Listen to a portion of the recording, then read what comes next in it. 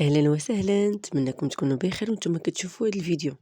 اليوم جبت لكم واحد الفيديو خاص ومفرح، حيت فرحة العيد كتبدا من هنا، من المطبخ ومن ريحة الحلوى. اليوم غادي نحضروا حلوى العيد بطريقة سهلة واقتصادية، والأجمل من هذا الشيء كامل أننا غنديروا 4 أشكال مختلفة بعجينة واحدة فقط، يعني تعب أقل ونتيجة رائعة كتفرح العين قبل الفم. إلا بغيتي حلوى ناجحة ومقرمشة ولذيذة وتبان في الصينية بحال ديال المحلات، خليكم معايا خطوة بخطوة وغادي تشوفوا السر ديال هاد الأشكال الجميلة. نبداو على بركة الله. هنا عندنا 250 غرام ديال الزبدة، هذيك البواطة خويتها كاملة ما خليت فيها ود كلشي حاجة. هنايا درت كاس ديال السكر ونص كاس ديال السكر كلاصي. كتبقاي طر بديك الزبدة دمجيها مزيان مع السكر، هذا هو سر القرمشة ديال اي حلوى. كما كنقول لكم 3 ديال البيضات، قبيصه ديال الملح، ودرت هنايا واحد 2 فانيات. انا راه بنتي مسكينه دخلات عاونتني الله يرضي عليها. المهم الحمد لله والشكر لله، 2 فانيات. وهنايا عندي 2 كيسان ديال الزيت. درت الكاس الاول حتى كدمجيه مع الخليط الاول اللي درتي، الزبده والسنيده والبيض، وغادي نزيد عاوتاني الزيت، الكاس الزيت تاني كذلك كدمجيه حتى ما كيبقاش باين في الخليط. هنا درت واحد 2 معلقات ديال النشا اللي كتعطي واحد الهشاشه وواحد القرمشه، ومعلقه يعني راس معلقه صغيره ديال الخميره. فكما كتعرفوا هنا ما غاديش نديروا الخميره بزاف. صافي كتضيفي الطحين على حساب الخليط. هنايا راه شي 800 غرام حتى ل 900 غرام ديال الدقيق. صافي كتبقاي تزيدي تضيفي في الطحين، ودائما باش تاكدي من العجينه انها تجمعات، ما تقيسيهاش باليد اللي فازقه بالعجينه، قيسيها باليد اللي ناشفه وكورها كتحسي بانها صافي تجمعات. شوفوا هنا كيفاش جات لينه ورطبه. هنا قسمتها 4 ديال الشكيلات وكنوريكم الطوابع اللي غادي ندير. بالنسبه للشكل الاول غادي ندير عين البقره. هنايا كطربي واحد بيض البيضه وكاوكاو هرمشتو، ما سخنتو ما والو، خليتو هكاك لان ديجا غادي تدخل الفران وغادي تسخن. صافي انا كنكور وبنتي مسكينه تفندها في البيض وديرها في هذاك الكاوكاو. الشكل الثاني اللي غادي ندير معاكم هذا، صافي كنشد خديت الورق ديال الطبخ. دابا غادي نجيب ورق اخر اللي غادي نديرها فوق من العجينه باش نبسط العجينه. هذا غادي نديرها بهذا الشكل هذا المربع. صافي غنبقى مستمره بهذه الطريقه. اسهل طريقه هي هذه، من ديري الورقه، هذاك الورقه ديال الطبخ وديري الطابع، شديها ديريها في يدك وبداي تحيدي بشكل بشكل. صافي هنا غادي ناخذ هذيك عين البقره، غادي نشدها، غادي نتقبها من الوسط. عين البقره ولا عين البقره نتكها من الوسط. صافي وغندخلها 2 شكيلات غندخلهم الفران. بالنسبه للشكل الثالث كذلك كنبسطو بنفس الطريقه اللي درنا الحلوى ديال الشكل الثاني. ديري الورق ديال الطبخ، ديري العجين وديري من فوق ورق الطبخ وبسطي. غادي نستعمل هاد القطعه الدائريه.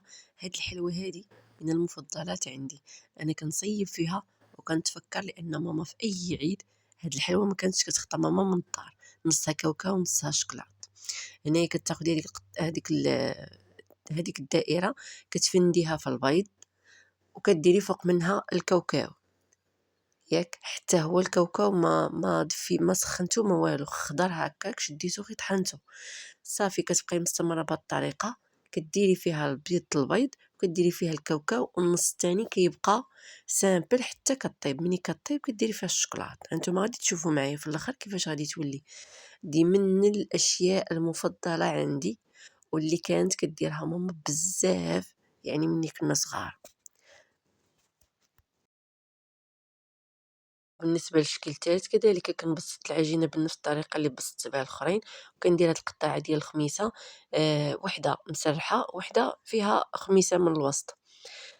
صافي بهاد الطريقه هادي انا عجبتني. كندير نخوي العجين كله في يديا وكنبدا نعزل هادو القطع ديال الحلوى اللي شكلتها بالدوائر.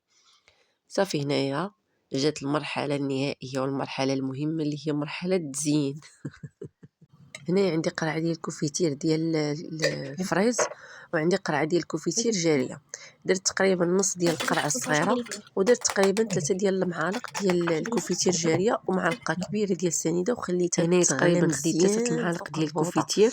صافي كتجي معلكه، يعني ما كتجيش بقى سايحه في هذا، وما كتبقاش طالقه داك الماء ديال الكوفيتير.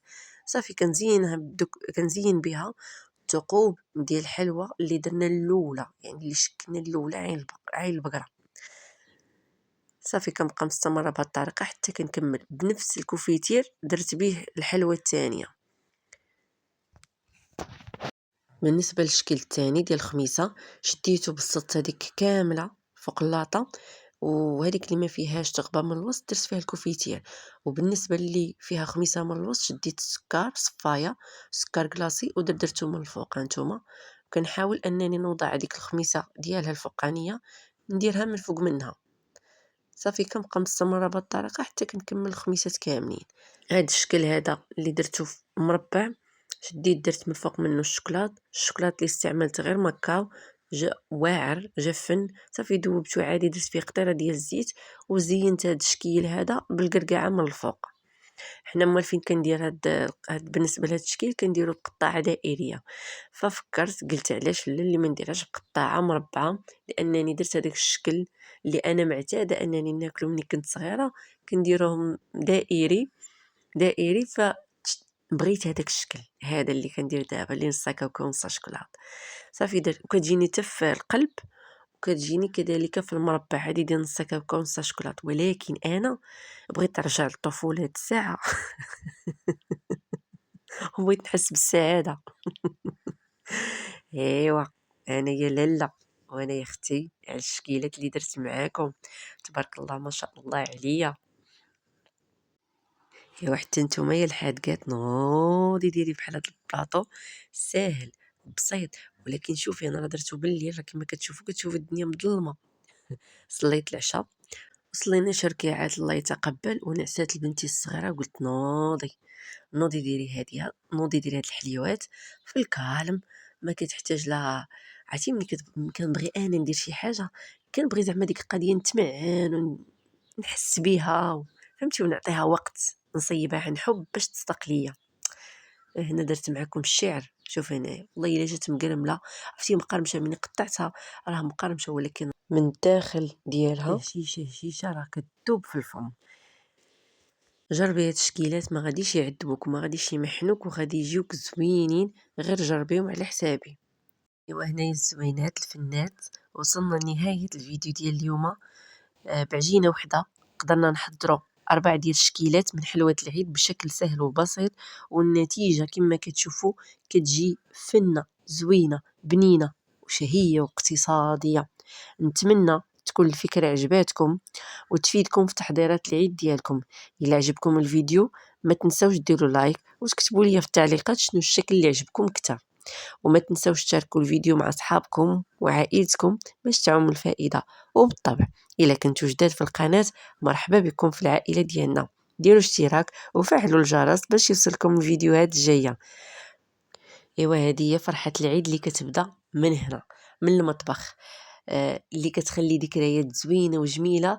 أنا لأنني كبرت وعندي الوليدات، يعني كنحن لهذوك الذكريات ديال الطفولة. من مطبخ بسيط وقلب عامر بالمحبة. نشوفكم في الفيديو الجاي إن شاء الله.